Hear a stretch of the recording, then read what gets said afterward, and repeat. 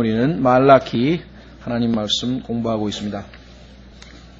여러분들이 지난번에 개요를 보시면 지금 현재 우리가 이 말라키는 두 가지로 나눠져 있죠. 하나는 주님의 질책, 주님께서 책망하시는 거고요. 하나는 주님의 오심, 재림에 대한 것이 3장, 4장에 나와 있습니다.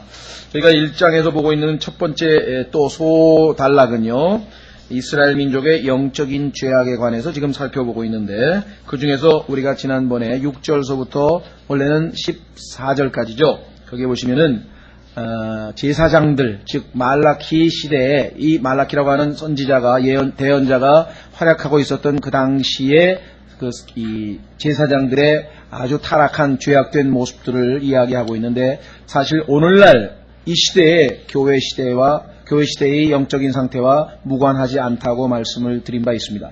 왜냐하면 바로 우리가 오늘날에는 예수 그리스도께서 제사장으로 우리를 뽑으셨고 우리가 영적으로 지금 하나님 앞에 제사장 노릇을 하고 있는 자들이기 때문에 더더욱 우리에게 깊은 관심이 있는 그러한 구절들이 아닐 수 없습니다. 지난 시간에 우리가 다 하지 못하고 중간에 8절까지만 살펴보았습니다. 그래서 오늘 계속해서 제사장들에게 주님께서 질책하시는 그 내용들을 9절서부터 한번 살펴보려고 합니다. 자, 말라키 우선 지난 같은 테마니까요. 6절서부터 8절까지 먼저 읽고 계속해서 9절서부터 하나님 말씀을 공부하도록 하겠습니다. 자, 오 내 이름을 멸시하는 제사장들아 만군의 주가 너희에게 이르기를 아들은 자기 아버지를 공경하고 종은 자기 주인을 공경하나니 내가 아버지일진데 나를 공경함이 어디 있느냐 내가 주인일진데 나를 두려워함이 어디 있느냐 하나 너희는 이르기를 우리가 어떻게 주의 이름을 멸시하였나이까 하는도다. 너희가 더러운 빵을 내 제단 위에 드리고도 이르기를 우리가 어떻게 주를 더럽게 하였나이까 하나니 이는 너희가 이르기를 주의 상은 없인 여겨도 된다 하기 때문이니라. 8절 만군의 주가 말하노라 너희가 눈먼 것을 희생물로 드리는 것이 어찌 악하지 아니하냐 너희가 다리 저는 것과 병든 것을 드리는 것이 어찌 악하지 아니하냐 이제 그것을 내 총독에게 드려보라 그가 너를 기뻐하겠으며 너를 받아주겠느냐. 자, 이 당시에 유대인들은 느부갓네살이라고 하는 왕이 보낸 총독에 의해서 다스림을 받고 있었죠. 그 이후에 코레스라고 하는 또 그 다음 이제 이 왕국 메데 바사라고 하는 왕국의 총독이 유다를 다스리고 있었습니다. 그렇다면은 정치 지도자에게 소위 말하면 잘 보여서 뭐 권력을 유지하고 기득권을 유지하고 또 자기의 어떤 그 이익을 챙기는 그러한 일을 위해서는 뭐 뇌물도 갖다 바치고 정말 이 선물도 갖다 바치고 뭐 우리도 그렇죠. 뭐 떡값도 갖다 주고 막 뭐 택배로 뭐 보내기도 하고 뭐 아니면 뭐 사과 상자에다 돈 담아서 보내는 사람도 있고 뭐 베레베레 일들이 다 벌어지는데 그 사람들에게 만약에 네가 나한테 바치는 그런 종류의 예물을 갖다 바쳤다면 그 총독이 그걸 받을 거냐? 이 세상의 통치자도 안 받을 것을 온 우주의 통치자인 나에게 바쳤으니 네가 나를 얼마나 경시하고 멸시하는 것이냐라고 이렇게 생각을 합니다. 그렇지 않습니까? 저는 어떤 의미에서는 저희 토요 성경학교가 굉장히 뭐라 그럴까요? 뭐 자랑스럽다고 하는 얘기는 뭐 이렇게 막 과시하고 그런 의미가 아니라 굉장히 참 하나님께서 너무나 잘 정해 주셨다 이런 생각을 많이 합니다. 늘 말씀드리지만 이 토요일 날이라고 하는 이 토요일 오후 또는 밤 요 시간이 세상 사람으로 얘기하면 소위 말하는 황금 시간대입니다. 그렇죠? 예, 어디 뭐 놀러 가는 시간이기도 하고요.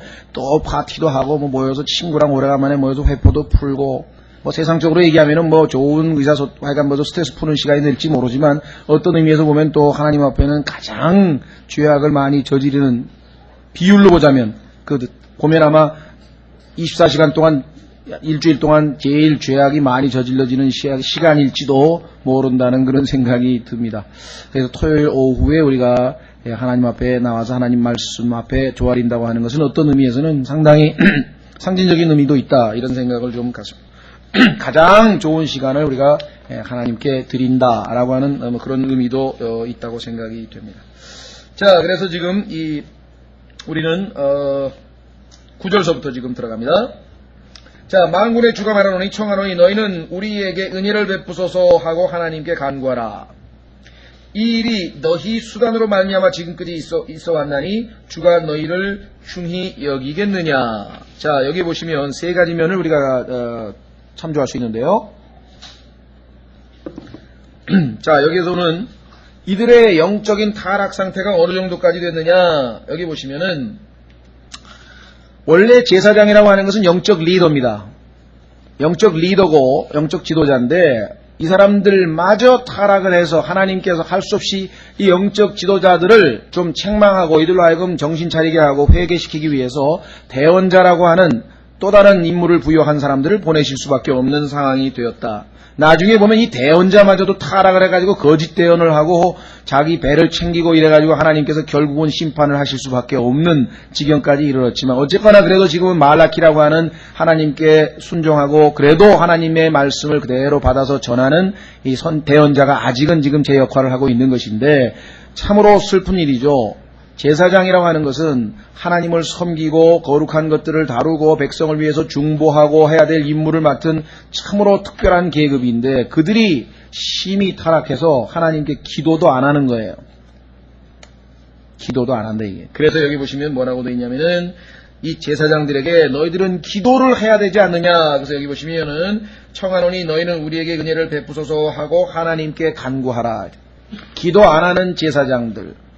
참으로 다행히 그동안 우리도 참 기도에 대해서 많이 좀 소홀히 했다고 말씀을 드린 적이 있습니다. 물론 개인적으로는 제가 잘 모르겠습니다. 그러나 교회적으로 봤을 때에는 참으로 우리가 기도에 많이 소홀했다고 했고 주님 앞에 돌이켜서 저희가 이제 마음을 정하고 더 단체적으로 주님의 몸으로서 우리가 더 뜨겁게 기도할 수 있는 그런 계기를 우리가 금년에 아주 창립 6주년 기념으로 해서 했고 그러면서 각자도 개인적으로도 더 열심히 아마 기도하고 계신 것으로 저는 그렇게 생각을 합니다만은 어쨌거나 이 제사장들이 기도를 안 해서 기도를 촉구할 정도까지 영적인 상황이 되었다고 하는 것을 우리가 한번 확인을 하게 됩니다.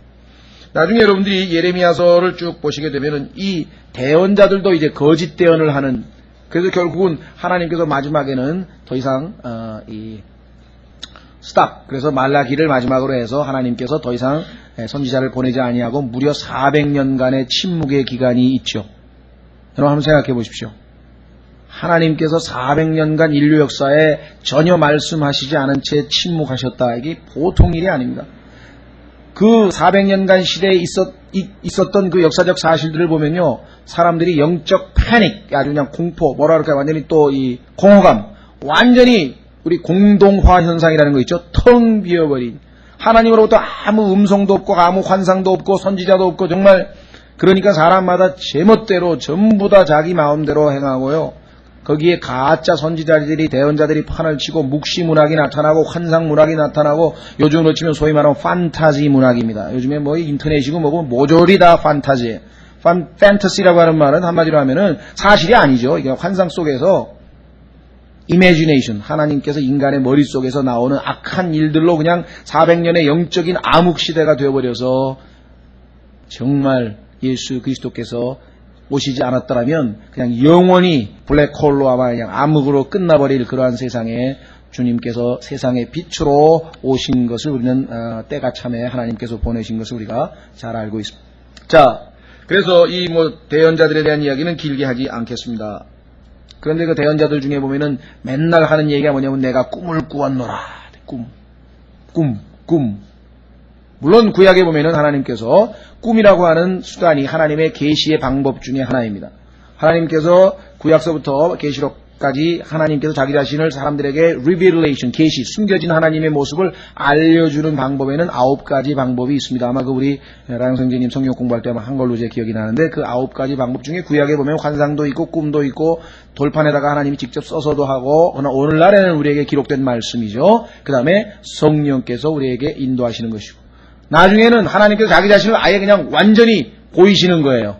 더 이상 그렇죠? 그것이 계시록 22장에 보면 이제 하나님께서 우리와 함께 하심이 나타나는 것. 그래서 우리가 눈과 눈을 마주대고 하나님을 뵙게 되는 그러한 놀라운 계시의 역사가 있게 될 것입니다.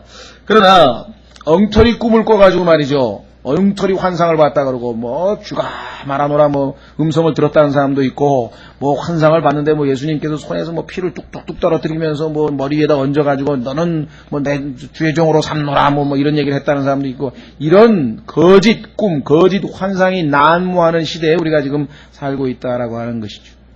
참으로 상징적으로 아주 참 재미있는 것은 미국에서 가장 많은 사람들을 미끄러진, 즉 실족시켜버리고 빗나가게 했던 그러한 꿈쟁이가 하나 있는데 그 사람 이름은 마이클 아니고 마틴 루터 킹이라는 사람인데 원래 이름이 마이클이었어요. 마이클이라고 하는 이름도 사실은 뭐 유대인의 천사장 이름 아닙니까? 미겔이죠.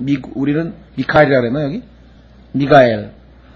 미가엘이 약간 뭐 발음을 그냥 써있는 대로 하면 미가엘도 되고요. 영어식으로 하면 마이클도 되고요. 또 불어식으로 하면 미셸이 되고요. 스페인어로 하면은 미구엘이라고 하는 발음이 있는데 미구엘은 아니고요. 미겔인데요. 뭐 유자 발음을 이제 뭐 미구엘 하는 사람도 있고요.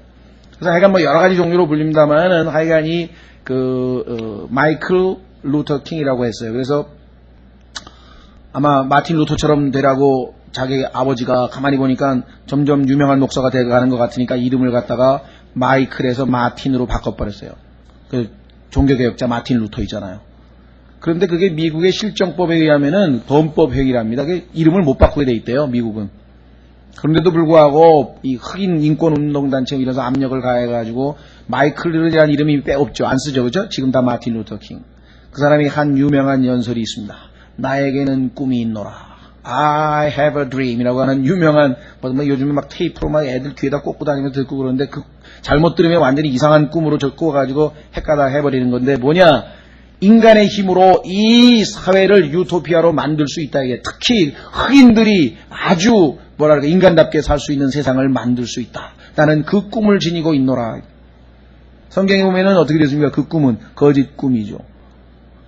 점점 악해서 나중에 결국은 성경에 보니까 모든 인간들이 용을 경배하고 짐승을 경배하는 것으로 끝나버릴, 그것이 바로 이 교회 시대의 하나님의 경륜인데, 그게 배교로 끝나버릴 터인데, 그는 착각을 해가지고 모든 일이 점점 잘 돼서 나중에 그 꿈이 이루어진다고 착각을 했었습니다. 어쨌거나 이와 같이 오늘날에는 이 당시에도 말라기로 끝나버렸고, 오늘날에도 이제 예수 그리스도의 몸된 교회가 하나님의 말씀을 외치는, 거리에서 설교하고 전도지를 나눠주고 예배당에서 설교하고 또 방송에서 설교가 나가고 신문으로 나가고, 이러한 마지막 정말 이 선지자들의 역할이 끝나버리면, 교회가 휴거되고 나면 그야말로 암흑천지가 아마 되지 않을까 이렇게 생각을 합니다. 자, 그래서 여기서 한 가지 얻을 수 있는 것은 첫 번째, 영적으로 리드, 즉 지도자가 되어야 될 사람이 기도를 안 하고 기도를 촉구할 정도의 타락한 상태다. 두 번째는 이 사람들은 이 일이 너희 수단으로 말미암아 지금까지 있어 왔나니, 그러니까 모든 예배와 하나님께 희생 제사를 지내는 이 모든 것들이 하나님께서 레위기에 정확하게 정해준 방식대로 규칙을 따라 법대로 행해져야 하는데 전부 자기 방법대로 했다. 이게 your means, 수단이죠. 수단. 자기 방법대로 자기 방식대로 했다라고 성경은 얘기합니다.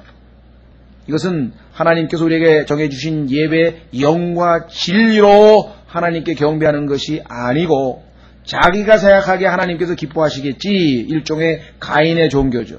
하나님께서는 분명하게 아담에게 그의 죄를 덮기 위해서는 어린 양을 잡아서 죽이고 그 피로 죄사함을 받고 그 가죽 옷으로 덮어서 죄를 가리운 다음에 하나님 앞에 늘 언제든지 나아갈 수 있다고 가르쳤고, 그것을 그의 아들 아벨은 믿음으로 받아들여서 하나님 앞에 믿음으로 나아갔지만 그것이 lawfully, 법대로 한 거죠. 그런데 이 가인은 어떻게 했습니까? 그게 아니다 이게.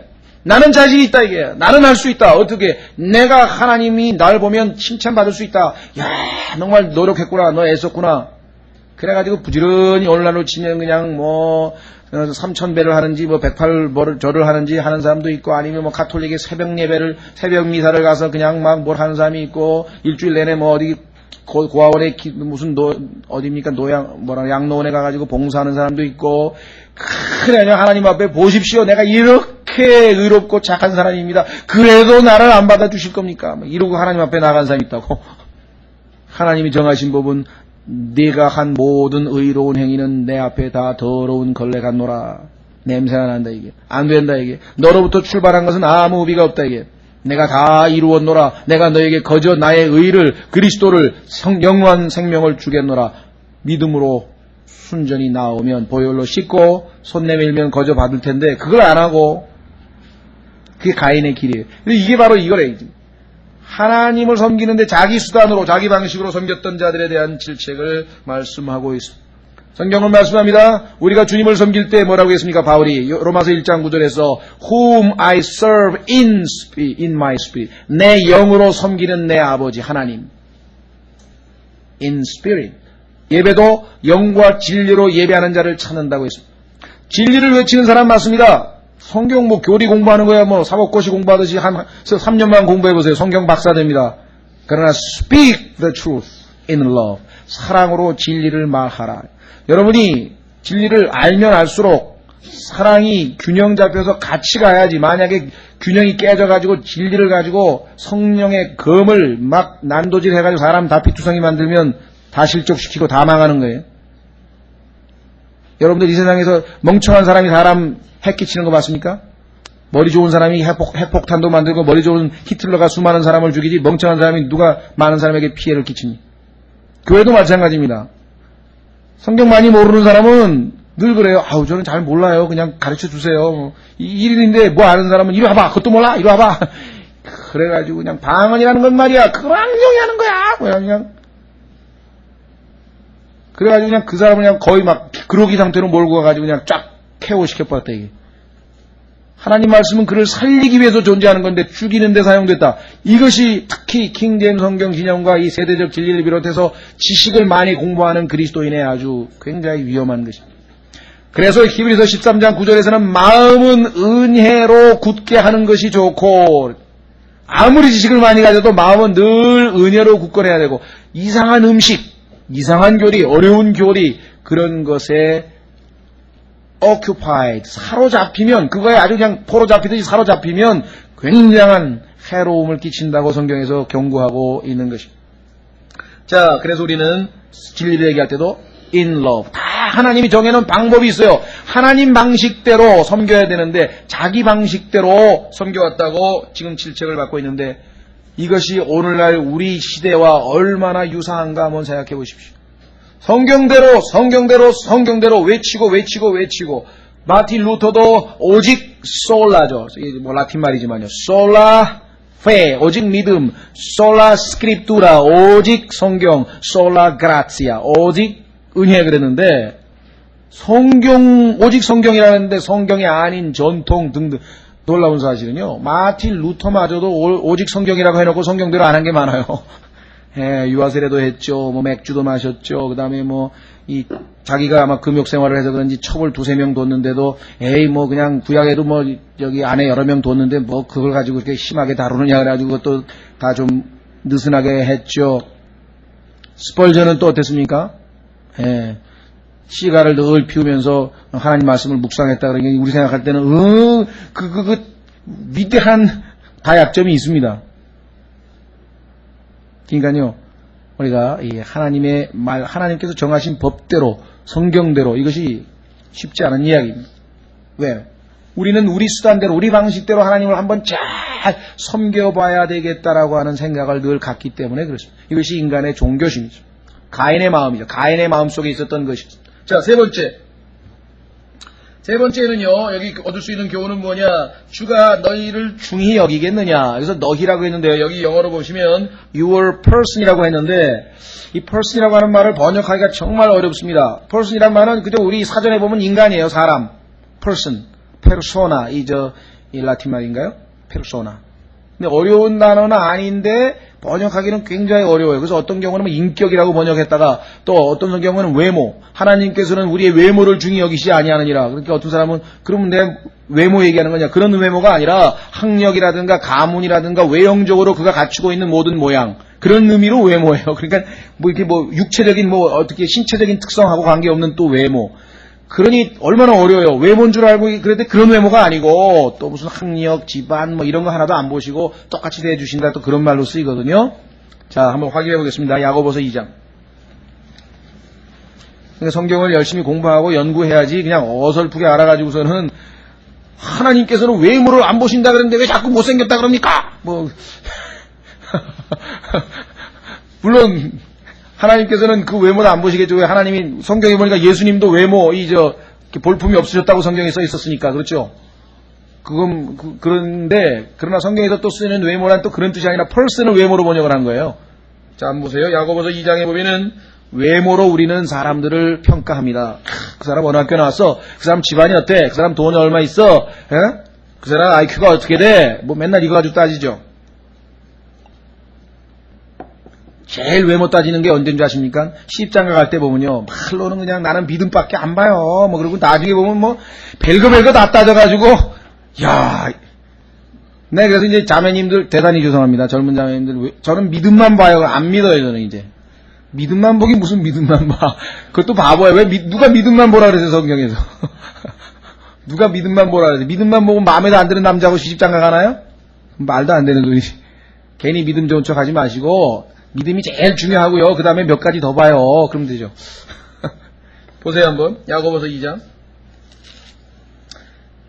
형제들아 2장 1절. 내 형제들아 영광의 주 곧 우리 주 예수 그리스도를 믿는 믿음을 너희가 가졌으니. 자, 믿음을 가진 사람은요. 하나님이 보시는 방식대로 봐야 돼요. 그런데 여기는 뭐예요? 사람을 외모로 취하지 말라. Respect of persons 그랬죠. 왜 이런 일이 벌어진 줄 아세요? 그 밑에 보세요. 굉장히 두렵습니다. 우리도 잘못하면 이런 경향이 있죠. 만일 너희 집회에 금반지를 끼고 아름다운 옷을 입은 사람들이 들어오고 또 몹시 허름한 옷을 입고 가난한 사람들이 들어올 때 너희가 화려한 옷을 입은 자에게 관심을 기울이며 그에게 이르기를 여기 좋은 자리에 앉으소서 하고 또 그 가난한 자에게 이르되 거기서 서 있든지 여기 내 발받침 밑에 앉으라 하면 너희끼리 차별하며 악한 생각으로 판단한 자가 되는 것이 아니냐. 어떠십니까? 요즘 교회들이 다 그런 거 아닙니까? 오늘날 우리가 살고 있는 이 시대에 이 시대에 다를 게 하나도 없어요. 하나님께서는 그러한 외모를 중히 여기시지 않는 학력이고 뭐고 뭐 이런 게 중요한 게 아니고 하나님 앞에 어떠한 마음을 가지고 있느냐 그것이 중요합니다. 그래서 여기 보니까 말라기 2장에서 너희를 중히 여기겠느냐 그 얘기는 뭐냐 너희 외모를 중히 여기겠느냐예요. 사실은 외모란 말이 빠져 있는 거예요. 그런데 문제는 이 외모라고 하는 단어가 일반적으로는 우리의 신체적인 외모에다가 연결이 되기 때문에 할 수 없이 또 해석을 한 번 더 해줘야 돼요. 그렇죠? 그것을 인격이라고 해야 되기도 참 그렇고 어떨 때는 인격이란 말도 씁니다. 또 personality 명사로 하면은. 그래서 하여간 여러분들이 그냥 일단은 성경에서 옛날 성경서부터 그냥 외모로 번역을 했는데 그 외모는 신체적 외모가 아니라 지금 말씀드린 그런 의미에서의 외적인 모양이다라고 이해를 하시면 되겠죠. 자, 세 가지 특징입니다. 세 가지 교훈을 얻을 수 있죠. 자, 그래서 우리는 9절에서 10절로 넘어가도록 할게요. 9절에서 거기 하나 빠뜨렸네요. 너희는 우리에게 은혜를 베푸소서. 기도의 내용이 뭐냐? 어떤 사람은 이상하네. 분명히 구약은 율법이고 신약은 은혜거든. 율법과 은혜. 근데 여기 구약인데 왜 자꾸 은혜가 나오지? 이런 분이 있어요. 그건 세대주의를 잘못 곡해해서 그러는 겁니다. 율법과 은혜라고 하는 것은 구약시대에는 하나님께서 율법에 근거해서 경영방침을 세웠고 신약에서는 오직 은혜에 근거해서 경영방침을 정했다는 이야기지 구약시대에 구원받는데 은혜가 필요 없었다는 얘기가 전혀 아닙니다. 율법을 다 지켜도요 여전히 뭐예요? 우리는 죄인이죠. 죄성을 지닌 죄인이잖아요. 그리고 율법을 다 지킨 사람이 또 누가 있어요? 다시 말하면 은혜는 창세기 1장 1절부터 계시록까지 항상 영원토록 하나님의 은혜로 모든 문제가 해결이 되는 겁니다. 다만 특정한 기간, 구약이라고 하는 그 기간 동안에는 출애굽기서부터 시작해가지고 예수 그리스도께서 오실 때까지는 하나님께서 율법을 근거로 해서 이스라엘 민족을 다루었다, 대했다. 그런 의미에서 우리가 율법과 은혜라는 말을 쓰지 구약시대의 사람들이 율법을 다 지켜서 구원받았다? 그런 의미가 아니라는 거죠. 항상 은혜는 창세기부터 계시록까지 항상 흐르고 있는 것입니다. 이때도 하나님 앞에 돌이켜서 그래서 마지막 유대인들로 은혜의 영과 간구의 영을 받아서 회개하고 결국은 이스라엘이 회복되는 모습을 우리가 스가랴서 12장에서 보지 않았습니까? 자, 그래서 우리는 우리 일반적으로 알고 있는 율법과 은혜라고 하는 그런 주제와는 여기에 문맥이 전혀 다른 문맥이다라고 하는 사실 항상 아브라함도 모세도 그 다음에 아벨도 그 누구도 다 하나님의 은혜를 필요로 합니다. 이 땅에 태어난 모든 인간치고 하나님의 은혜를 받을 자격이 있어서 받은 사람이 없어요. 그러니까 은혜라고 하는 것은 자격이 없는 자에게 거저 주어지는 호의, 은총, 그것을 우리가 은혜라고 하는 말을 쓰는 것이죠. 그래서 여기서 지금 은혜를 베푸소서라고 이야기를 했습니다. 10절 만군의 주가 말하노라 너희 가운데 조금이라도 받지 아니하고 문들을 닫을 자가 누구냐 또 너희가 조금이라도 받지 아니하면 내 제단에 불을 피우지도 아니하는도다. 예, 이것도 좀 번역이 좀 까다로운 게 나왔는데 for not라고 하는 단어가 나왔는데요. 시편에 보면은 거저라고 번역을 했습니다. 이거 거저. 그러니까 너희가 언제 거저 문 닫았냐? 그럼 뭐 바꿔 문 닫았지 않느냐? 그래서 의미가 비슷하죠? 그런데 여기 문맥에서 보면 그런 뜻이 아니고 자, 이 사람들이 성전문을 닫아버려요. 예배하러 오는 사람이 못 들어오게. 그 다음에 여기 보시면은 제단에다 불을 피워줘야 그 사람들이 이제 나 속죄죄를 바쳤으면은 내 죄를 그 재물을 딱 각을 떠가지고 그 다음에 딱 올려서 불에 올려놔야 그 다음에 이제 자기 죄가 다 사해지는 거잖아요. 속죄죄를. 근데 불을 안 피워주면은 불 위에다 안 올려주면은 자기 죄가 속하지 못해. 구약의 율법에 따라 죄가 속해지질 않잖아요. 근데 그걸 누가 담당해요? 이 제사장들이 권한을 딱 쥐고 있단 말이에요. 그러니까 어떨 때는 안 돼! 오늘 끝! 마치 공무원들이 5시 1분밖에 안 지났는데 제발 이것 좀 해주세요. 안 돼! 그러면 문 딱 닫아버리면 우리도 옛날에 그런 거 많이 당하잖아요. 그렇죠? 우체국 같은 데 안 돼! 그러면 끝이잖아요. 은행도 그렇고. 그런 것처럼 이 사람들도 그렇게 아주 권력을 행사했단 말이죠. 그리고 이거 좀 해달라 그러면은 안 돼, 안 돼. 그러면 뭐 뇌물 좀 주면 알았어. 그리고 재물 위에다 올려가지고 제사 지려주고 막 그러니까 너희가 만약에 문을 닫아버리고 그 다음에 그 제단에다가 불을 피우지 않았다면 뭔가 이유가 있으니까 뭐 뇌물을 안 줬든지 아니면 자격이 안 되든지 뭐가 이유가 있으니까 너희가 그런 거 아니냐. 그렇다면 내가 너희 예배를 안 받아준다면 뭐가 이유가 있으니까 안 받는 거 아니냐. 그러니까 하나님께서도 지금 말씀하시는 게 그런 문맥이에요. 그러니까 여기서는 욥기에 보면은 까닭없이라고 하는 표현으로 이 단어가 영어의 for not라고 하는 단어가 번역이 되어 있거든요. 그러니까 차라리 여기서는 그게 더 좋지 않을까 싶어요. 너희가 까닭없이 성전문을 닫아버리느냐? 너희가 까닭없이 불을 피우지 아니하는도다. 그러니까 불을 피우지 않는데도 까닭이 있고 문을 닫아버린데도 까닭이 있듯이 내가 너희의 예배를 지금 안 받아준다고 한다면 뭔가 이유가 있지 않겠느냐? 라고 하는 문맥입니다. 지금 여기가. 그래서 이게 지금 번역 자체가 쉽지 않은 번역인데요. 자, 그래서 문법의 언어의 그 뉘앙스를 좀 기억을 해 두시고요. 뒤에 나오죠. 그래서 나도 이유가 있다. 이게 뭐가 이유가 있습니까? 내가 너희를 기뻐하지 아니하며 너희 손에서 헌물도 받지 아니하리니. 나도 뭔가 이유가 있으니까 안 받는 거지.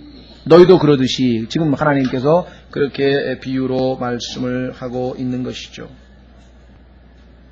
그러니까 하나님께서는 차라리 너희가 드리는 그 예물은 그냥 안 받는 게 낫고 문 닫아버리고 안 받는 게 낫고 재물 다 씻어가지고 갖고 와봐야 다 병들고 그 다음에 다 흠 있고 다 부러지고 뭐 하나 없고 이런 율법에 어긋나는 것들을 가지고 왔으니 그거 불태워봐야 하나님 앞에 상달도 안 되는 제사니까 차라리 이거 불만 아깝잖아요. 이거 들어봐야 어차피 안 받아들여지는 제사 들여봐야 뭐하냐 이게. 그러니까 안 받는 게 낫지 않겠느냐. 이 지금 말씀하고 있는 것이죠. 제사장들에게. 주님께서 지금 말씀. 자, 여기에 아주 영적으로 아주 중요한 교훈을 하실 수가 있습니다. 그 교훈은 사실은 창세기 4장에서 시작되었던 교훈입니다. 그것은 무엇인가? 끝부분에 보시면 내가 너희를 기뻐하지 아니하며 순서를 잘 보십시오. 하나님께서는 벌써 이 제물을 가지고 오는 희생물을 가지고 오는 사람의 마음을 들여다보시고 계십니다. 마음이 비뚤어졌습니다. 하나님을 섬기는데 자기 의를 가지고 옵니다. 교회에서도 그렇죠. 뭐 하나 봉사를 하는데 칭찬받고 싶어가지고 인정받고 싶어가지고 여기서 발표해서 오늘 어떤 분이 그냥 이런 거 있잖아요. 교회에서뿐만 아니라 세상에서는 다 그렇죠. 그렇죠? 저는 옛날에 축구 하나 할 때도 누가 좀 안 봐주나 그러고 열심히 공 찼는데 그렇잖아요. 학교학 시절에 제 외국어대학 다닐 때 뭡니까? 무슨 무슨 올림픽인지 뭐의 올림픽인지 하면은 이제 축구 선수로 나간단 말이에요. 그러면 이제 열심히 뛰잖아요. 그때 머릿속에 생각하는 게 뭐예요? 야, 쟤 공 잘 찬다고 칭찬받는 거. 특히 여학생들 즐비하는데 멋지다 그 소리 그거 아니에요? 여러분들은 고상해서 안 그랬는지 모르겠는데 저는 뭐 매사에 보면 이생의 자랑. 나중에 제가 구원받은 다음에 육신의 정욕과 안목의 정욕과 이생의 자랑 빼고 나니까 내 일생에 한 개 하나도 없대. 처음부터 끝까지가 전부 그거예요. 목록을 보니까 내가 24시간 했던 행위의 목록을 보니까 그 세 가지에 다 포함되더라. 예외가 하나도 없어요. 왜? 주님께서 내 안에 안 계시니까. 셀프로 가득 차 있는 거 아니에요. 물론 구원받은 다음에도 여전히 그와 같은 삶을 많이 살아서 낭비해버린 시간이 많이 있지만 그럼에도 불구하고 구원받은 다음에는 뭐예요? 정말 하기 일을 원치 아니하고 내가 싫지만 주님이 기뻐하시기 때문에 내가 순종해서 십자가로 지고 갔던 그런 일도 있대. 그걸 하나님이 다 그런 걸 받아주신다 이 말이죠. 예? 그러니까 여기서 지금 보시면은 너희를 기뻐하지 아니하고 여기 나왔죠. 하나님이 딱 보니까 마음이 벌써 잘못됐다. 예배하러 온 자세가 틀렸다. 하나님, 내가 지난주에 말입니다. 몇 명을 구령했는지 아십니까? 이런 사람 못 보셨을 거예요 아마. 제가 이 교회 와서 3년 동안 정말 하신 거 다 아시죠? 이런 사람이 예배를 하러 와야지 교회가 교회답지. 이러고 누구 말 맞다나 워치맨이는 이렇게 와가지고 막 고개 뻣뻣하게 들고 오는 사람 보면은 안 보고 이렇게 보면 그냥 쫙 구석진데 가가지고 고개 쳐박고 그냥 쫙 다시 한번 용서해 주십시오. 죄를 씻어 주십시오. 이런 사람들 보면은 하나님께서 저 사람이 이제 곧 은혜를 베푸실 것이구나. 회복이 되겠구나. 반대로 왜 고개 뻣뻣하게 든 사람, 저 사람은 다음 주에 고개 팍 숙이고 실족해가지고 죄 짓고 오겠구나. 뻔한 거거든. 마음 상태가 지금 뻣뻣한데 그 다음에 뭐예요? 섰다 하면 넘어질 줄 알라. 그럼 뻔한 스토리 아니겠어요? 뻔한 스토리 아니겠어요? 그러니까 교회에서 설교를 듣고 그냥 마음이 촥 나아져 겸손해져서 가면 좋은데 그게 아니면 그 다음 주에 보면 틀림없다 이게. 저 사람은 저 구석에서 아주 평안한 마음에 감사기도 드리고 앉았고 이쪽 사람 보면 저 구석에 앉아가지고 고개 푹 숙이고 형제들이 나중에 안 봤으면 좋겠는데 나는 항상 충만해야 되는데 이러고 있다. 틀립니까? 여러분하고 저하고 뭐 신앙생활을 달리했는지 모르겠는데 제 과거가 그래요. 복음 좀 전하고 성경도 읽고 기도도 하고 막 그러면 그냥 막 되는 게야. 저 사람은 왜 기도도 안 하고 와가지고 그냥 저 사람은 왜 그렇지 않아요? 저 얼마나 많이 정죄했는지 모르. 나중에 하나님 앞에 가서 내가 하나님 노릇을 너무 많이 했구나. 내가 하나님 노릇을 너무 많이 해서 로마서 14장에 보니까 판단하지 마라. 저는 정말 그 죄는 엄청나게 많이 졌어요. 특히 구원받은 지 한 5년 내 5년까지는 그냥 막 물불을 가리지 않는 것처럼 저도 막 열심을 해가지고 막 지하철에서도 막 전도하고 말이죠. 무슨 막 전도지를 가방에 그 항공사 그 조종사들 갖고 다니는 막 이런 007 가방 더 큰 거 있잖아요. 이 넓은 거. 그거에다 전도지를 가득 채워가지고 하루에 다 뿌리고 다니고 말이죠. 막 5년 동안 막 누비고 다녀가지고 대단하게 신앙생활 잘하는 줄 알았어요. 저도. 근데 나중에 하나님께서 그냥 이 전기 코드를 빼버리는 게 그냥. 코드가 꼽혀있을 때는 정신없이 이렇게 돌아가는데 코드를 딱 빼니까 그때부터 뭐예요? 전기가 안 들어갔는데 지가 뭘 해요? 그냥. 안 되지. 그때부터는 뭐가 기도도 안 되고 뭐도 안 되고 그냥 전도를 하려는데 뭐 괜히 막 겁이 나가지고 그냥 눈치가 보이고 그냥 아무것도 못하고. 바울의 고백처럼 나의 나 된 것은 하나님의 은혜로다. 이걸 깨달을 때까지 하나님께서 훈련시켜주는 것이에요. 초반에 구원받은 다음에 대략 보면 1, 2년은 열심인 사람은 막 완전히 정말 돈키호테야. 이게 뭐 정상이 아니야. 성경에서 얘기하는 것처럼 거의 미치듯이 돌아다닌다. 그렇죠? 근데 어느 날 그렇게 열심히 던 형제가 저 사람 왜 그러지? 할 정도로 그냥 완전히 바람 빠진 튜브처럼 쭉 쳐져가지고 그러나 그때가 하나님께서 그에게 훈련을 시키고 있는 시간이 자아를 다루고 계신 것이에요. 이 과정이 바로 야곱이 이스라엘로 변화되는 과정 속에 담긴 교훈입니다. 그렇죠? 브라이언 도노반 마찬가지입니다. 와서 간증했잖아요. 제가 딱 들으면서 맞아 나만 그런 줄 알았더니 다 똑같네. 막 2, 3년은 막 정말 막 날뛰듯이 했다는 거예요. 근데 어느 날 보니까 그냥 광야, 이게 뭐 사막길을 가는 건지 냉랭, 기도해도 냉랭, 성경을 읽어도 냉랭, 이게 뭐 그냥 가슴은 답답하고 막, 이거 나 구원 받은 사람이 왜 이 모양이지 막 이러고 막 괴로워하고 막 그랬다는 거 아니에요. 하나님께서는 네가 무슨 늘 기쁨이 넘치고 충만하고 그래야 나를 섬기겠냐 이게. 그런 거 하나도 없더라도 믿음으로 감정이나 기쁨이나 뭐 이런 게 없더라도 믿음으로. 만약에 여러분이 이 고비를 넘어가면 그 다음에 신앙생활은 정말 쉬워져요. 왜? 믿음으로 by faith 그걸 아는 거예요. 이제 기쁨이 넘쳐서 막 온몸이 막 뜨겁고 그냥 막 그럴 때대로 감사한 거고, 냉랭하고 정말 막 정말 너무너무 뭐 이제 무슨 음식도 뭐 우리 있잖아, 입맛도 하나 없어가지고 안 씹히고 그러잖아요. 그죠? 돌 씹은 것 같은 거 그럴 때도 있잖아요. 성경을 읽었는데 이 마음이 막 기쁨이 안 생기는 거예요. 그거 어떡하겠어요? 그럼에도 불구하고 믿음으로 주께서 시키는 일을 묵묵히 믿음의 행보를 걷는 것. 이런 모든 훈련들이 우리의 신앙 여정 속에 하나님께서 마련하신 것이죠. 자, 그래서 우리는 여기서 너희를 기뻐하지 아니하며 너희 손에서 헌물도 받지 아니하리니, 순서를 잘 보십시오. 창세기 4장을 가겠습니다. 창세기 4장도 순서가 똑같아요. 많은 사람들이 그 문제에 있어서 여러 가지 질문들을 많이 하시는데, 핵심은 뭐냐? 하나님께서 가인부터 안 받으신 거예요. 그러니까 가인의 헌물도 따라 안 받으신 거예요. 가인의 헌물이라고 하는 것이 물론 땅에서 난 것이니까 저주받은 땅에서 난 거죠. 헌물도 잘못됐죠. 왜? 그러나 헌물이 잘못되기 전에 뭐가 잘못됐어요? 가인이 마음 자세가 잘못됐으니까 하나님이 시킨 헌물을 안 가져온 거죠. 창세기 4장에 보시면 5절, 창세기 4장 5절에 동일한 순서가 나와 있지 않습니까? 가인과 그의 헌물에는 관심을 갖지 아니하심으로 가인이 몹시 분하여 침통해 하더니, 여기 보시면 가인에게 먼저 관심이 없는 거예요, 하나님께서. 그 다음에 헌물은 뒤에 나오는 거죠. 헌물은 뒤에 나온다. 그렇죠? 자, 우리는 이 문제가 상당히 중요한 것이다. 왜? 히브리서 11장으로 가보겠습니다. 히브리서 11장에 가면은 가인은 하나님 앞에 하나님이 정하신 방법 믿음으로 안 나왔어요. 자기 의를 가지고 나왔지 믿음으로 나오질 않았다 이 말이에요. 히브리서 11장.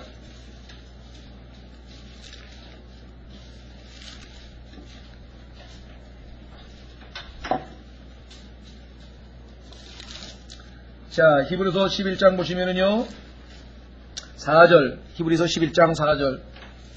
믿음으로 아벨은 가인보다 더욱 뛰어난 희생물을 하나님께 드려. 자, 초점을 어디에 맞춰야 됩니까? 믿음으로.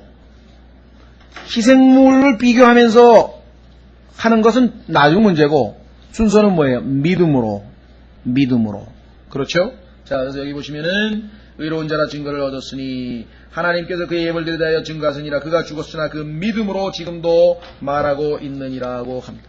자, 성경에 보니까 히브리서 2장 9절에도 그렇고 디모데전서 2장 6절에도 그렇고 예수 그리스도께서는 모든 사람을 위하여 죽으셨다고 했고, 예수 그리스도께서는 모든 사람에게 자기를 대속제물로 내어주시려고 했고, 그럼 구원을 위해서 하나님께서는 모든 사람에게 희생제물은 지금 다 준 거 아닙니까?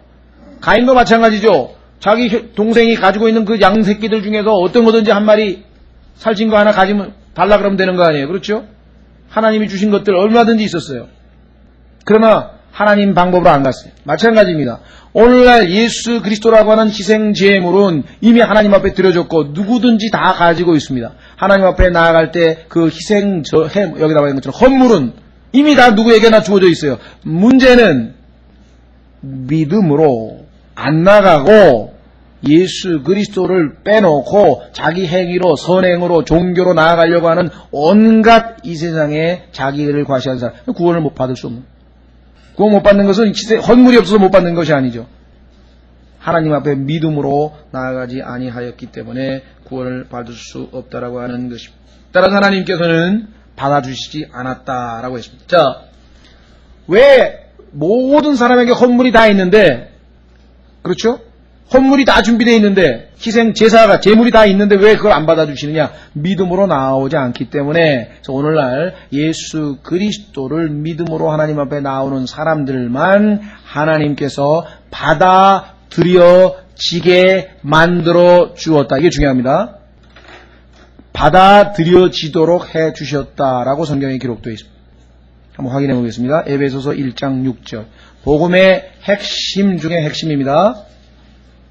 하나님께서 우리를 받아주시려면은 예수 그리스도라고 하는 희생제물이 필요합니다. 그러나 예수 그리스도라고 하는 희생제물은 온 인류 모든 인간에게 다 주어져 있습니다. 그러나 어떤 사람은 그 마음에 믿음으로 안 나가고 믿음으로 안 나가는 사람은 받아들여질 수 없다. 에베소서 1장에 보시면 분명하게 기록되어 있습니다. 한번 확인해 보겠습니다. 에베소서 1장 6절. 아주 핵심 구절입니다. 구원의 핵심 구절입니다. 에베소서 1장 6절 5절부터 보십니다. 자신의 크게 기뻐하시는 뜻에 따라 우리를 예정하사 예수 그리스도를 통하여 자신의 자녀로 입양하셨으니 이것은 그 사랑하시는 자 안에서 우리를 뭐라고 했습니까? 친히 우리를 받아주시는, 여기 나와 있네요. 친히 우리를 받아주시는 은혜, 곧 자신의 은혜의 영광을 찬양하게 하려 하십니다. 여기 보시면 made us accepted, 받아들여지도록 우리를 그렇게 만드셨다. 사랑하는 자 안에서. 그러니까 여기 나와 있는 것처럼 in the beloved. 언제 in the beloved가 됩니까? 우리는 in 아담 안에 있었는데, 죄 안에 있었는데 예수 그리스도 앞에 나아가 내가 주님을 인정하고 내 대신 십자가에 죽으신 예수 그리스도의 공로를 인정하고 그분의 보혈로 죄사함을 받고 주님으로 예수님을 구세주로 받아들이는 그 순간에 여러분 생각에는 내가 예수님을 억셉트한 거 아니야? 리시브한 거 아니야? 그렇죠. 그러나 그것은 조건이에요. 우리가 예수 그리스도를 억셉트하고 리시브하는 그 순간에 중요한 거는 Jesus, 예수님께서 우리를 억셉팅 해주는 거냐? 그게 중요한 거죠. 그거를 해주시는 단 한 가지의 방법이 뭐냐? 우리가 예수 그리스도를 receive, 영접하는 거라고 성경에 기록해놨다. 여기 보시면은 in the beloved, 사랑하시는 자 안에는 언제 들어갑니까? 예수님을 믿는 순간에 우리를 성령께서 예수 그리스도의 몸 안에다가 into the body 집어넣어서 그것을 우리가 고린도전서 12장 13절에서 성령 침례라고 한다. 성령께서 우리를 예수 그리스도의 몸 안에 사랑하시는 자 안에다가 집어넣었대. 어디에서 빼서? 아담으로부터, 아담 안에 있던 자를 빼서 거기다 집어넣는, 이것은 보이지 않는 spiritual operation, 영적인 하나님의 활동이기 때문에 믿음으로 우리가 알 수 있는 거죠. 그렇죠? 자, 그래서 우리는 아주 중요한 구절 10절에 나와 있는 너희 손에서, 말라기로 갑니다. 하나님께서 너희를 기뻐하지 아니하며 너희 손에서 헌물도 받지 아니하시리니, 이 구절의 의미를 충분히 기억하셔야 합니다. 자, 11절로 가겠습니다. 이는 해 뜨는 곳에서부터 해지는 곳까지, 복음성가에 많이 나오죠? 너무나 아름다운 표현이죠. 그렇죠? 해 뜨는 데부터 해지는 데까지 주님은 찬양 받으시리라. 얼마나 멋있습니까? 그렇죠? 예. 자, 이는 해 뜨는 곳에서부터 해지는 곳까지의 이방인들 가운데서 내 이름이 크게 될 것임이라. 이방인들 가운데에서, 자, 여기는 미래 시제죠? 미래 시제. shall be great. 아직은 이 땅의 이방인들이, 예수님을 안 믿는 사람들이 하나님을 그렇게 드높이는 것을 우리가 보기는 어렵죠. 그렇죠? 다만 14절 맨 끝에 보시면, 14절 끝에 보시면 이렇게 기록되어 있습니다. 중간에 끝부분에 보시면 절반쯤에 이는 내가 위대한 왕이요 라고 하는 데 있죠. 이는 내가 위대한 왕이요 내 이름이 이 교도들 가운데서 두려운 것이기 때문이니라. 이것은 현재 시제로 되어 있습니다. 지금 현재 이 땅에 살고 있는 이방인 가운데서도요, 하나님 그러면 함부로 말을 하지 않죠. 그렇죠? 물론 요즘에 막돼가는 세상이 돼가지고 뭐 아무 데다가 뭐 그냥 G.O.D라고 하는 무슨 노래 부르는 데가 없나, 뭐 디오스라고 냉장고 이름에다 하나님을 안 붙이나? 디오스, 스페인 말로 하나님이 God이에요, God. 냉장고에다 디오스를 안 붙이는 사람이 있나? 글쎄, 하나님 앞에 가서 부들부들 얼려서 그러나 디오스를 붙였는지 난 모르겠는데, 그렇게 됐으면 다행이고, 그렇지 않고 그냥 냉장고 중에 우리가 최고다 그래가지고 디오스 갖다 붙였으면은 온갖 심지어는 무슨 이제 축구공 하나 골대 좀 잘 지켰다고 신의 손이라고 갖다 이름을 대. 신의 손. 이게 걸핏하면 신이에요 그냥. 심지어는 그 마라도나인가 누군가는 그냥 그 헤딩을 해야 되는데 헤딩을 안 하고 손으로 그냥 살짝 쳐가지고 그게 반칙이죠. 핸드릭. 근데 심판이 못 봐가지고 꼬링을 집어넣었더니 신의 손이래. 그것도 신의 손이라는 거예요. 요즘처럼 아무데다 신을 붙이는 것 정말 이상한 세상이지만, 그래도 아직도 사람이 죄를 지면 이놈아 천벌이 두렵지 않느냐 하면서 하늘 얘기를 한다며요. 하나님 얘기를 하고 그렇죠. 저쪽에 아프리카나 무슨 이 아메리카 인디안 같은데 이렇게 아직 이 때가 자연에 파괴되지 않은 그런 데 가면은요 사람들이 여전히 하나님을 두려워합니다.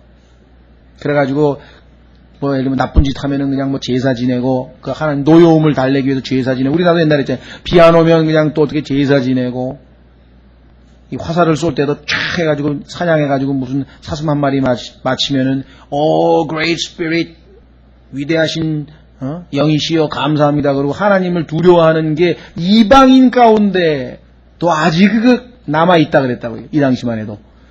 그런데 하나님을 믿는다고 이스라엘 백성 가운데 하나님의 이름이 경시되고 무시되고 이게 지금 상황이 어떤 상황에 왔는가. 오늘날 어떻습니까? 오늘날 이 교회에서 하나님에 대해서 어느 정도 그분 앞에 두렵고 떨리는 마음으로 서는가 한번 생각해 보세요. 모르겠어요. 굿모닝 하나님이라 그러든가, 안녕하세요 하나님인가. 잘 모르겠습니다만, 그러니까 그리스도인들이 정말 하나님이라고 하는 이름 앞에 두렵고 떠는지, 하나님께서는 내 말에 두렵고 떠는 자들을 보살핀다고 말씀하셨는데, 얼마나 경시하는지. 하나님께서 성경에서 분명히 써놓은 것도요, 이거 옛날 얘기, 옛날에 써놓은 거. 지금 동성애 부부를 인정하네 마네 난리를 치잖아요. 영국이라고 하는 나라도 비교적 보수적인 나라고, 그래도 킹제임 성경이 나온 나라고, 많은 선교사들을 보냈던, 그래도 하나님이 크게 쓰셨던 아주 위대한 국가 중에 하나가 영국 아니겠습니까? 오늘날 우리 영어 킹제임 성경이 인류에게 주셨는데, 그 영국이라고 하는 나라에서 1970년대인지 80년대인지 기억이 안 납니다. 아마 70년대 후반쯤, 아마 80년대 초쯤 됐는지, 그때 선교사에게 강의를 들었더니, 선교사 한다는 얘기가, 아주 그냥 텔레비를 보다가 텔레비를 박살을 낼 뻔했대. 자기가 너무나 흥분이 돼가지고. 그래서 왜 그러냐니까 영국에 있는 최고 교회, 영국 교회, 그죠? 성공회라 그러죠? 이 앵글리칸 처치의 최고 수장인, 물론 이제 여왕이 최고 수장이지만 이제 형식적으로는 그 다음 사람이 누구냐? 이제 캔터베리 대주교, 우리로 치면 김수환 추기경쯤 되나요? 그런데 그 사람이 영국 의회에서 동성애를 형법 소추의 대상에서 제외하는 법 개정이 이루어졌어요. 그전만 해도 이 동성애를 하면은 형법을 어겼기 때문에 하나님 법에, 영국 헌법에 의해서 감옥에 가게 돼 있는데, 그거는 개인적인 라이프 스타일이니까 더 이상은 손대지 말자. 그래서 이제 그거를 감옥에 보내는 그거에서 빼버렸어요. 그러니까 영국 사회에서, 보수적인 사회에서 굉장히 센세이션을 일으키지 않았겠습니까? 그러니까 여기저기서 인터뷰를 하고 난리가 났는데, 그 중에서도 그래도 이제 영국 교회의 최고 수장은 어떤 견해를 가지고 있는지, 그야말로 방송 BBC가 갔는지 누가 갔는지 해서 어떻게 생각하시냐고. 보니까 구약 성경에 당신들이 믿는다고 하는 그 경전에 보니까 구약에서 하나님께서 동성애자들은 돌로 치어서 죽이게 되어 있고, 신약에서 바울도 로마서에 보니까 이것을 죄악으로 정죄했는데, 영국교회 최고 수장께서는 어떻게 생각하십니까? 이보시오. 우리가 지금 이 성경이 기록되어 있는 2000년 전에 이렇게 무지몽매한 미개 사회에 살고 있습니까? 우리가 그동안에 얼마나 발전했고, 얼마나 진화했고, 지금 그거를 근거로 해서 개인의 사생활을 올가맬 수가 있는 거냐. 철저하게 잘못된. 그래서 나는 오늘 영국 의회가 위대한 승리의 날을 역사적으로 어쩌고저쩌고. 굉장히 선교사가 그걸 보고 있다가 속된 말로 열을 받아가지고 이놈이 교회 수장이냐고 텔레비로 인터뷰하는 걸 집어 던질 뻔했다고. 얼마나 화가 났으면 그렇게 얘기. 그러니 영국의 교회의 최고 수장, 물론 영국 교회에 보면 하이처치가 있고 로우처치가 있는데요. 하이처치는 완전히 카톨릭하고 똑같은 거고요. 로우처치에 소위 말하면 이제 복음주의적인 교회들이 좀 있고, 우리나라에 왔던 누굽니까? 대천덕 신부라 그러나요? R.A. 토레이 손자 되신 양반도 이 로우처치에 속한 사람으로 복음에 관해서는 정확하게 알고 있는 사람들이 있습니다. 그럼 어쨌거나 형식적으로는 최고 수장이 그 사람인데, 그 사람이 그랬으니 안 믿는 사람들이 교회의 대표가 동성애는 당연히 시대의 추세에 따라서 발전되고 진화된 모델이라고 가르쳐놔서 이 얘기를 했으니 어떻게 됐겠나 하면 생각해. 하나님의 말씀이 요만큼도 고려의 대상이 되지 않는 상황이다. 우리 지금 이 시대는 어떤가 하면 여러분들이 한번 생각해 보세요. 제가 뭐 일일이 뭐 자꾸 얘기하면은 성경 공부하지 자꾸만 비판만 하십니까? 그런 사람이 있어요. 과거에 저하고 성경 공부를 하던 분 중에 한 분이 성경 공부를 한 1년 반인가 2년쯤 했는데 여전히 주님을 영접을 안 하고 이렇게 질문하고 저렇게 질문하고 그냥 뺀질뺀질하게 자꾸만 그러더라고요. 그리고선 나한테 나중에 한다는 얘기가 왜 그냥 성경만 가르치면 됐지, 불교는 이렇게 해서 틀리고 무슨 소크라테스는 이렇게 해서 틀리고 뭐 가톨릭은 이렇게 해서 틀리고 맨 왜 그 얘기를 하냐는 거예요. 그래서 내가 자매님도 아니었지만 하여간 잘 들어보시라고. 이게 틀렸고 이게 틀렸고 이게 틀렸고 이게 옳다 그렇게까지 가르쳐주지, 이게 옳다고만 가르치면 이게 왜 옳은지 그걸 어떻게 아실 수 있느냐고. 교육의 기본 방법, 소위 말하면 티칭 메서드의 이게 아주 기본인데, 틀린 거 맞은 거를 잘 보여줘야지만 그걸 알 수 있지 어떻게 그렇게 말씀하시냐고. 듣기가 거북하다. 그래서 나는 하나님으로부터 성경 가르치는 방법을 이렇게 배웠으니까 대단히 죄송합니다마는 당신을 위해서 내가 성경 공부 가르치는 방법을 바꿀 수는 없습니다. 그랬더니 그냥 그 다음 주부터 안 나오더라고요. 저는 편했어요. 왜? 항상 얼굴 찡그러 앉아가지고 삐딱하게 가지고 가르치면서도 영 아주 그냥 그랬는데, 문제는 여전히 구원을 못 받았어요. 복음도 다 듣고 머리로는 뭐 다 알아요. 2년 동안 이렇게 성경 공부를 했으면 얼마만큼 많이 아는가 한번 생각해 보십시오. 근데 또 이상한 일은요, 자기 어머니는 뭐 80인가 되셨다나 어쨌든 했는데 집에 가가지고 어머니 예수 믿으셔야 됩니다, 지옥 갑니다, 그리고 또 전도는 또 한대요. 이야, 하나님, 여러분 생각이 어떠세요? 자기는 안 믿는데 근데 그런 사람이 있대요. 그럼 나중에 그 사람 어떻게 상급을 받아야 되나 말아야 되나, 지옥에서 상을 줘야 되나 어떻게 되나, 근데 이게 지금 궁금해가지고 도대체 여러분 생각 어떠세요? 자기는 안 믿으면서 다른 사람에게 예수 믿으라는 사람이 있대요. 실제로 미국에 그런 사람이 있어요. 왜? 미국에 가면은 남부지방에 가면은 거기가 바이블 벨트라 그래가지고 그냥 어렸을 때부터 계속 이 복음적인 그리스도인들이 전도지 나오지 이걸 하도 많이 들어가지고 그냥 완전히 밴 거예요. 지금 전라남도 순천이라는 데가 그렇대요. 거기 가니까 하여간 선교사들이 초반에 와가지고 거기를 전부 다 완전히 몇십 년 동안 누벼가지고 지금 현재 교회 다니고 있는 사람이 70%가 넘는다는 거예요. 근데 아마 7%만 구원받을 가능성이 높은데 그냥 그렇다는 거예요. 그런 것처럼 다 아는데 구원을 못 받은 사람이 많대요. 그런데 들은 게 많잖아요. 그러니까 어떤 사람은 젊은 사람이 지나가는데 Hey, young man, 이봐 젊은이, 왜 그러세요? 할아버지 왜 그러세요? 농사 짓다가 Are you saved? 자네 구원 받았어? 안 받았는데요. 안 받으면 지옥 가는데. 그리고 뭐 설명을 했대. 그래서 그 할아버지 때문에 그냥 이렇게 하다가 이제 구원 받았어, 이 사람은. 나중에 알고 보니까 이 할아버지 아직도 안 믿고 있는 거야. 그 맨날 지나가는 사람은 흉내내는 거예요. 지금 목사들 흉내내는 거라고 지금. Are you saved? 이야, 참 기구한 운명이죠. 평생 복음 전하고 구원 못 받고 지옥 간다. 정말 희한한 사람도 다 있대, 이 세상에 보면. 혹시 우리 중에 그런 사람 없겠죠? 열심히 복음 전하면서. 오늘 저기 뒤에 가서 나는 확실한 거듭난 그리스도인인가라는 책이 있거든요. 그 책 좋은 책 하나 와야 돼. 그거 가지고 한번 점검을 해보세요. 혹시 나도 그 중에 들어가 있는 거 아니야? 자, 그래서 우리는 얘기가 길어졌습니다만은 이 말라키에서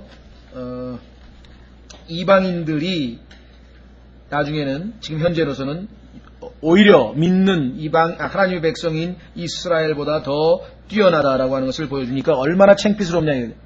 그렇죠? 막 얼굴이 시뻘개지고 그냥 창피스러운 일이잖아요, 이건.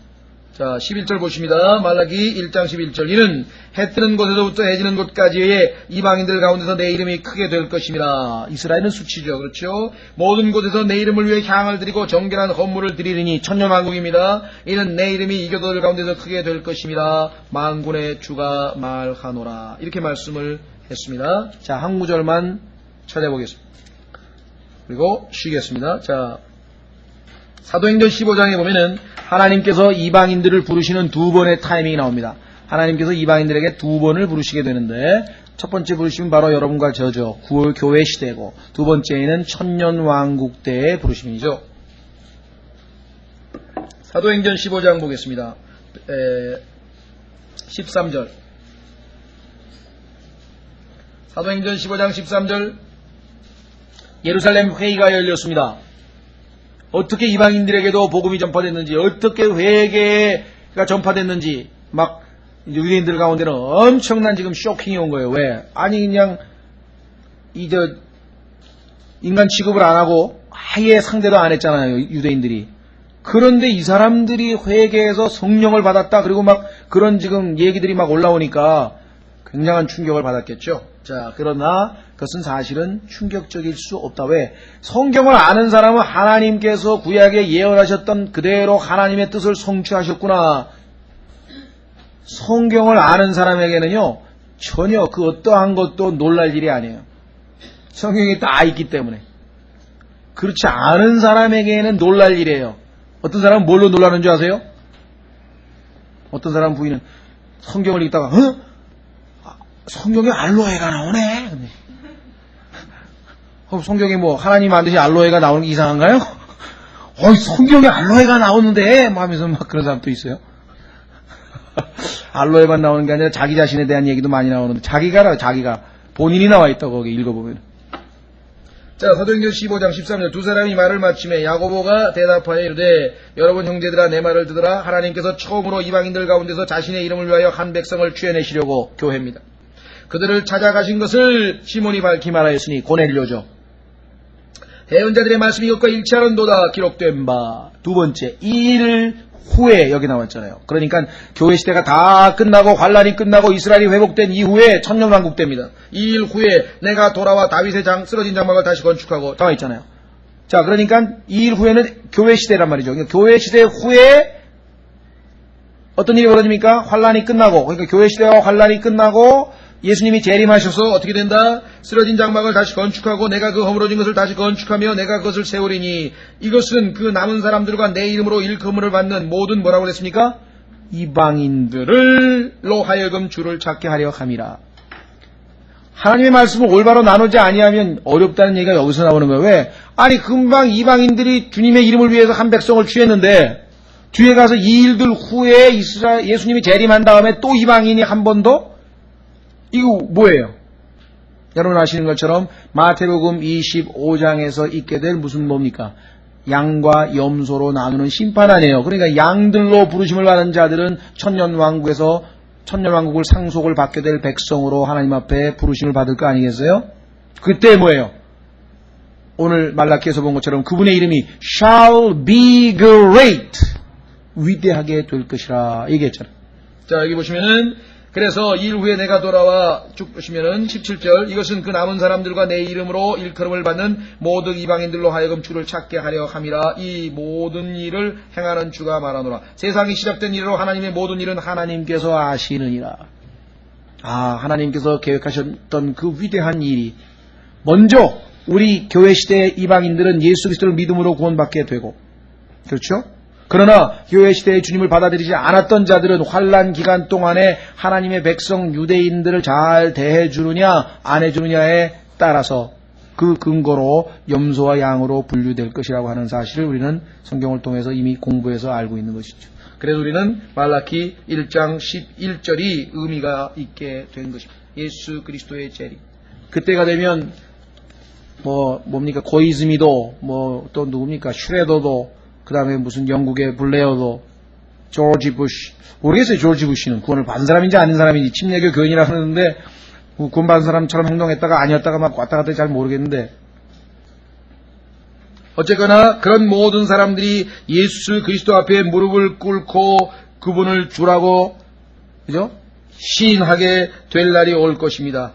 그분이 창조주시구나, 그분께서 중보자셨구나, 그분께서 알파 오메가 되시고 주님 되시고 위로자 되시고 구세주 주시고 온 우주의 만군의 주요 만왕의 왕이신 그분이시구나. 그것을 그때 가서 그들은 깨닫게 되는 것입니다.